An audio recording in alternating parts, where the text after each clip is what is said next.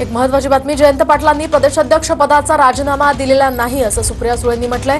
जयंत पाटलांचा राजीनामा वाचला नाही, पाहिलाही नाही आणि ऐकलाही नाही असं स्पष्टीकरण सुप्रिया सुळेंनी दिलेलं आहे। पवारांच्या राष्ट्रवादीच्या कार्याध्यक्षा सुप्रिया सुळेंनी ही माहिती दिली आहे। खरं तर गेल्या काही दिवसांपूर्वी जयंत पाटलांनी राजीनामा दिल्याची बातमी समोर आली होती आणि त्यांच्या जागेवर शशिकांत शिंदे हे काम पाहणार होते अशीही माहिती समोर आली होती।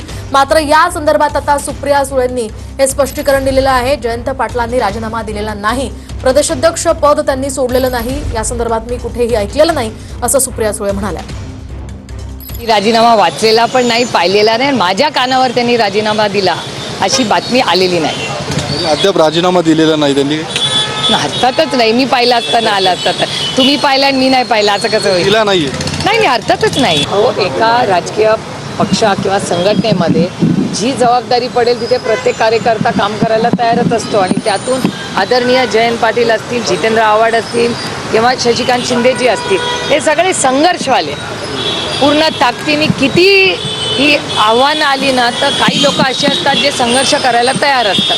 त्याच्यामुळे त्यांनी संघर्ष कालही केला, आजही करतील आणि उद्याही करतील।